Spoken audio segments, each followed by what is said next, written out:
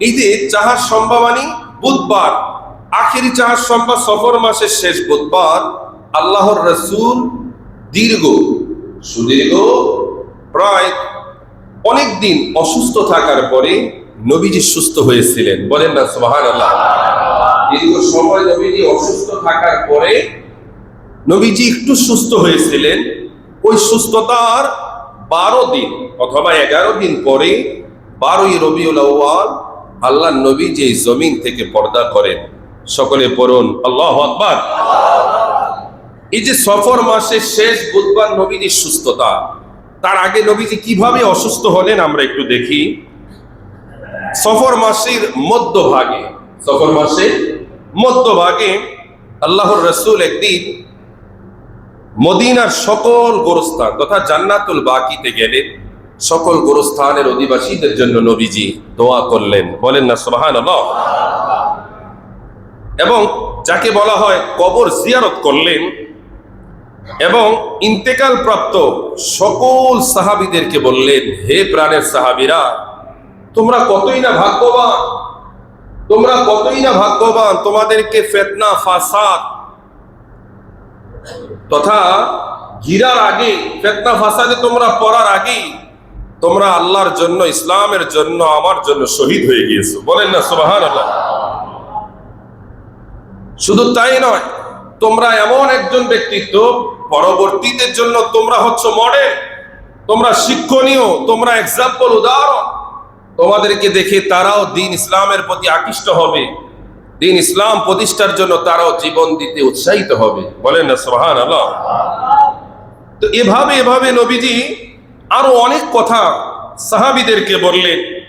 আরো বললেন, হে সাহাবীগণ তথা হে জান্নাতুল বাকি কবরবাসীগণ, তোমাদের উপরে আল্লাহর রহমত এবং শান্তি বর্ষিত হোক। বলেন না সুবহানাল্লাহ। তোমরা ভালোই চলে গেছো, আগামীতে যত ফিতনা ফাসাদ আসবে তোমাদেরকে তা গ্রাস করতে পারবে না, কেননা তোমরা তো জমিনে নাই, তোমরা আল্লাহ তাআলার মেহমানে রয়েছে। বলেন না সুবহানাল্লাহ। তোমাদের পরবর্তী সময়টা সহজ নয়, অনেক কঠিন। কথা কন, অনেক। আমাদের সময়টা সহজ না, কিন্তু কথা কয় না, আমাদের সময়টা অনেক। প্রত্যেকের হাতে মোবাইল আছে না? মোবাইল যে চালায়, হ্যাঁ, সময়টা ঠিকভাবে চালাতে অনেক কষ্ট, উলট পালট হয়ে যায়। কথা কয় না, সময়টা কি হয়ে যায়? উলট পালট। খাওয়াটা 19-20 হয়, রেস্ট ঘুম সেটাও 19-20 হয়ে যায়। কোথাও সঠিক সময় যাওয়ার কথা যেতে পারে না, অনেক সমস্যার সম্মুখীন হতে হয়।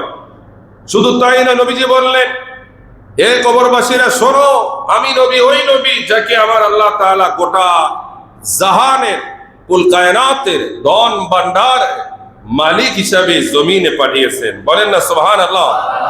ধন ভান্ডারের মালিক আমার আল্লাহ, কিন্তু এই ধন ভান্ডারের চাবিটা আমার হাতে। ধন ভান্ডারের মালিক কে? জোরে বলেন, কে? আর চাবিটা, কথা কয়, চাবিটা আমার নবীর হাতে। বলেন না সুবহানাল্লাহ। এবার ইন দি মিন টাইমে তাদের সাথে কথা বলে নবীজি ঘরে প্রবেশ করলেন। ওই সময় ওই আম্মাজানের ঘরে প্রবেশ করলেন যে আম্মাজান ছিলেন আমাদের সর্বকনিষ্ঠা আম্মাজান আয়েশা সিদ্দিকা রাদিয়াল্লাহু তাআলা আনহা। চিল্লায়ে পড়েন আল্লাহু আকবার। তো আম্মাজানের ঘরে প্রবেশ করার পরে নবীজি হুজরা মুবারকের দিকে যাচ্ছেন, গিয়ে দেখতেছেন আম্মাজান কান্নাকাটি করতেছে। কান্নার শব্দটা একটু জোরে হচ্ছে। কেন? তার শরীর খারাপ লাগছে এবং সে মাথায় ধরে ধরে কাঁদতেছে আর চিৎকার করতেছে, আমার মাথা ব্যথা, আমার অনেক মাথা ব্যথা, আল্লাহ তুমি আমাকে রক্ষা করো, আল্লাহ তুমি আমাকে রক্ষা করো। দেখেন বিষয়টা কেমন। আম্মা জান আয়েশা সিদ্দিকা রাদিয়াল্লাহু তাআলা আনহা, তিনি মাথা ব্যথার যন্ত্রণায় তিনি কাতরাচ্ছেন। নবীজি এই অবস্থা দেখে নবীজির মায়া হলো। নবীজি নিজেই ভেঙে পড়লেন, আল্লাহর দরবারে বললেন, আল্লাহ আমার আয়েশার মাথা ব্যথাকে ভালো করে তার মাথা ব্যথাটা আমাকে দিয়ে দাও। সুবহানাল্লাহ বলবেন না? এটা মানুষ কখন বলে? ভালোবাসা কম হলে না বেশি হলে? কথা কয় না, কম হলে না বেশি হলে? নবীজি কিন্তু বলতে পারতেন, আল্লাহ তার মাথা ব্যথা ভালো করে দাও, সাথে সাথে ভালো হয়ে যায়। নবীজি বলেন, আল্লাহ তার ব্যথাটা আমাকে দাও আর তাকে সুস্থ করে দাও। নবীজি চেয়েছেন আমার স্ত্রী ব্যথায় কষ্ট করেছে, ওই ব্যথার কষ্টটা আমি একটু নিতে চাই। ইয়া রাসূলুল্লাহ বলবেন না? নবীজি চেয়েছেন আমার স্ত্রী ব্যথা কষ্ট করেছে, ওই কষ্টটা কি আমি একটু, কথা কয় না, আমি একটু। অনেক সময় স্বামী স্ত্রীর মধ্যে হয় না যে একজনে ব্যথায় কাতরাচ্ছে আর একজনকে অনেক ব্যথা, আরে আপনি কি বুঝবেন, আপনি রইলে এসে না বুঝবেন, কথা কয় ঠিক না? এই কথা যেন আম্মা জান না বলতে পারি।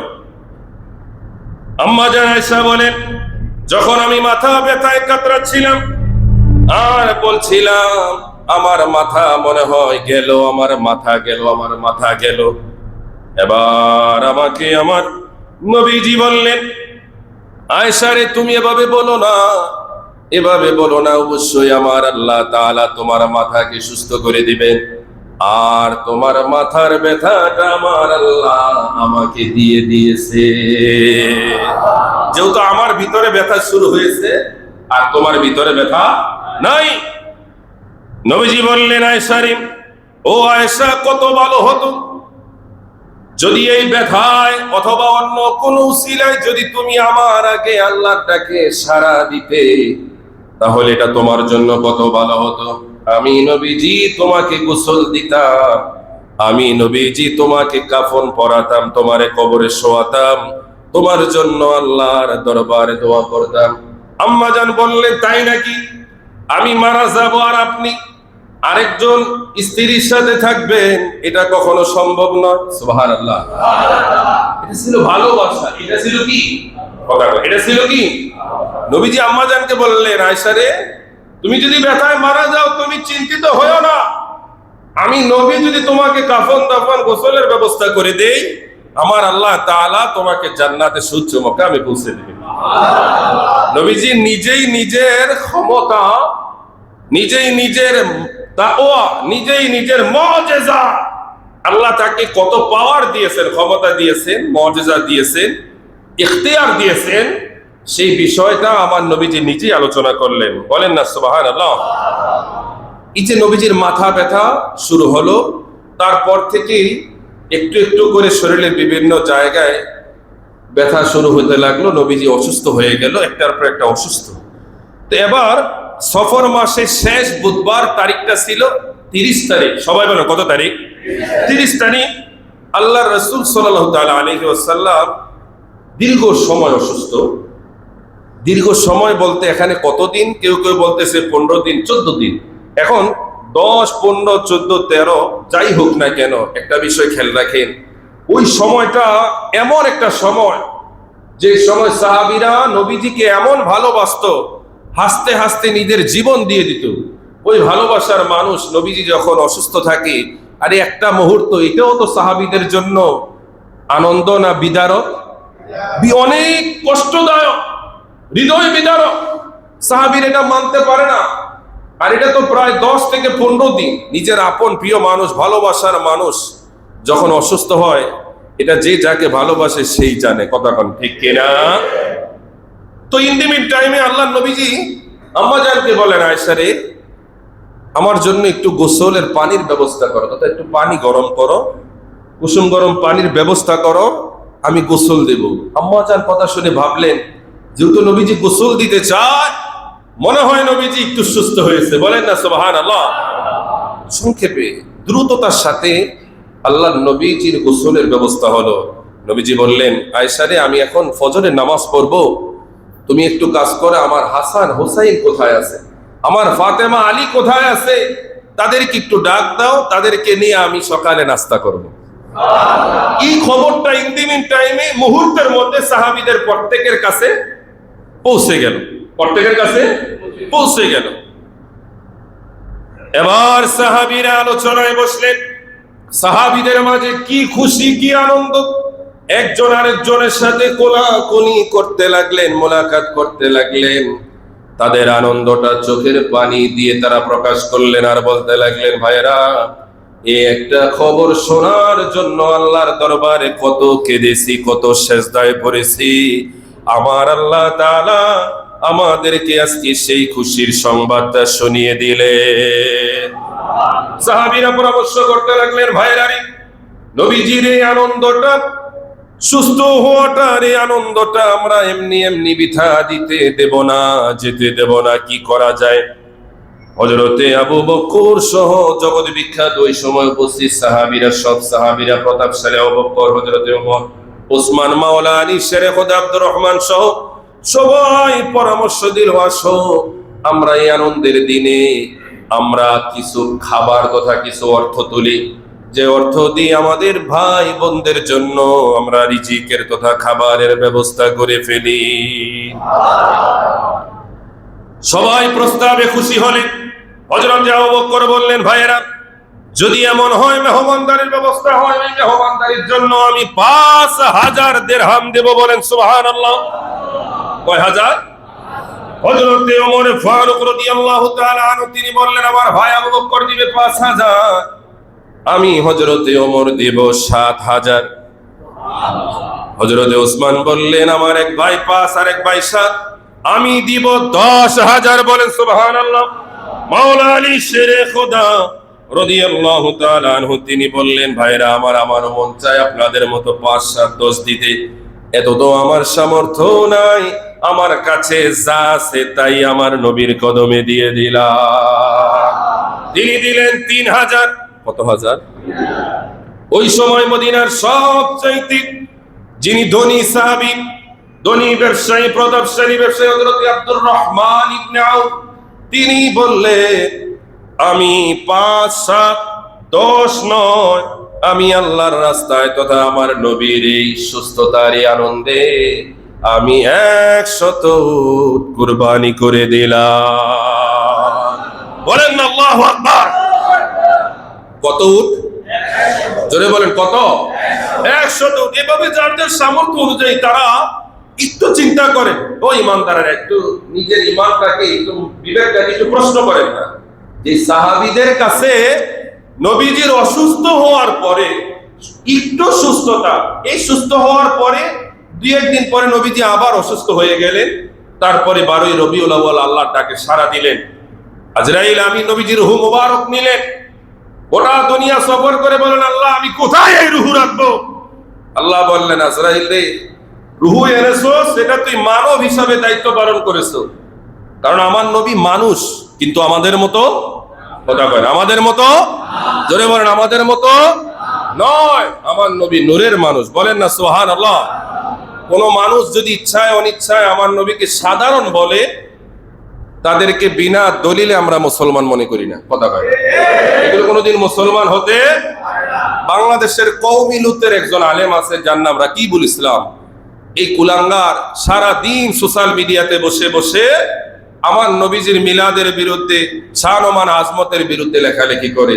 আমাদের দেশের কওমি ভাইদেরকে বলবো, এই সমস্ত জানোয়ার, জালিম মা বাবার অবৈধ সন্তান, এগুলো কোনোভাবেই এগুলো ভালো সন্তান হতে পারে না। কোন বৈধ সন্তান নবীজির বিপক্ষে কথা বলতে পারে না। উতুল্লিম বাদা যালিকা জানিম, যারা যোগের পর যোগ ধরে নবীজির বিপক্ষে কথা বলেছে, ওয়া ইজ্জাতু রাব্বি, এগুলোর পরিচয় আমার আল্লাহ নিজেই দিয়েছেন। উতুল্লিম বাদা যালিকা জানিম, তাদের কোনো ভিত্তি পরিচয়, কথা কয় না, তাদের কোনো ভিত্তি পরিচয় নাই। যাই হোক, আমরা তাদেরকে নিয়ে কথা বলে আমাদের এই পবিত্র এই মঞ্চটাকে, এই তথা এই আয়োজনটাকে, এই পবিত্র জায়গাকে আমরা অপবিত্র করতে চাই না। আল্লাহ যেন তাদেরকে হেদায়েত দেয়। সবাই পারেন না, থাকলে তাদের হাত থেকে যেন আমাদেরকে ঈমান আমল হেফাজত করার তৌফিক দান করে। সবাই বলেন আমিন। তাহলে যে কথা বলতেছিলাম, সাহাবীরা নবীজি একটু সুস্থতা তাদের কাছে যদি এত আনন্দ হয়, নবীজির আগমনটা কম না বেশি? আরে জোরে বলে না, কম না বেশি? এটা শয়তানও মানে, আমার নবীজি শয়তানের জন্য রহমত, ওটা কুল কায়নাতের সবাই মানে। আর ওরা কত নিম্ন পর্যায়ের শয়তান, শয়তানে কইবা আমি তো তোদের মতো সন্তান তো জীবনে জন্ম দিইনি। নবীজি তো আমিও রহমত মানে, কেননা আমার নবী জমিনে আগমনের আগে কে যেন সকালে একবার, সন্ধ্যা একবার, 2 গালে 2টা সটকানা মারতো। নবীজি আগমনের পরে আর মারে না। সুবহানাল্লাহ। নবীজি আগমনের পরে শয়তানের এই শাস্তিটা বন্ধ হয়ে যায়। তাহলে শয়তানের জন্য কথা কয় না। রহমত, সে মানে, মানে সে জানে কিন্তু মানে না। আল্লাহ যেন এই সমস্ত অনুসারী যারা তাদেরকে যেন হেদায়েত দান করে, সকলে বলেন না, থাকলে যেন আমাদেরকে হেফাজত করে, সবাই বলেন আমিন। তো সফর মাসের শেষ বুধবার, এটা অনেক ফজিলতপূর্ণ, অনেক দামি। অনুরোধ থাকবে এই বুধবার দিন আপনারা বেশি বেশি দান সদকা করবেন। সম্ভব হলে কলা পাতায় যে কোনো একটা কাগজে হোক 7 সালাম লিখবেন, আয়াতের শিফা লিখে গরম পানির মধ্যে ছেড়ে দিয়ে ওই পানিটা খাবেন, গোসল করবেন। যদি বিশ্বাস থাকে আল্লাহর রহমতে ওই পানি এবং ওই গোসল আপনার শরীরের রোগ বালা মুসিবতের শেফা হিসাবে কাজ করবে। সুবহানাল্লাহ বলবেন না?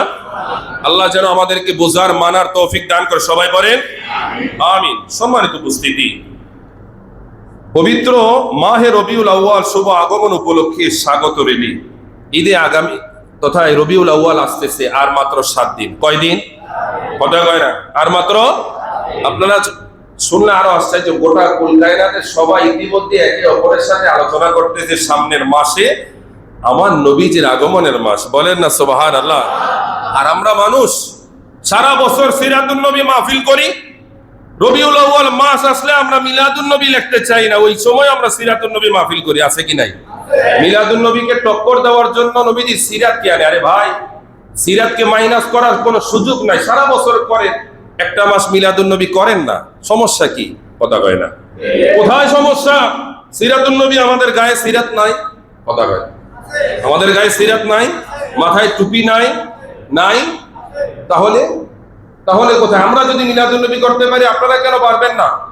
নবীজির মিলাদুন নবীর আলোচনা করেছে আমার আল্লাহ, কিভাবে করেছেন আমরা সামনের সপ্তাহে ধারাবাহিক গুলো ভাবে আমরা ইনশাআল্লাহ আলোচনা করব। তো আগামী শুক্রবার বিকাল 4 ঘটিকা হতে খানকায়ে কাদেরিয়া তৈয়বিয়া পুরাতন জিমখানা মিলনায়তনে আলহামদুলিল্লাহ ওই জায়গা থেকে স্বাগত র্যালি বের হবে।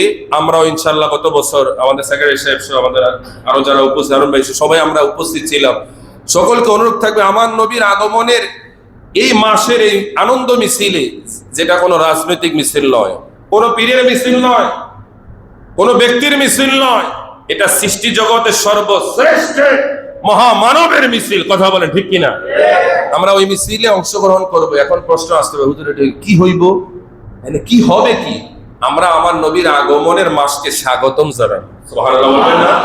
নারে তাকবীর, নারে রিসালাত, আহলে সুন্নাত ওয়াল জামাত পবিত্র ঈদে মিলাদুন নবী জিন্দাবাদ। রবিউল আউয়ালের আগমন, মিলাদুন নবীর আগমন, নূরের নবীর আগমন, মিলাদুন নবীর আলো, হায়াতুন নবীর আলো, জশ্নে জুলুসের আলো, সকল ঈদের সেরা ঈদ মিলাদুন নবী। বলেন না সুবহানাল্লাহ।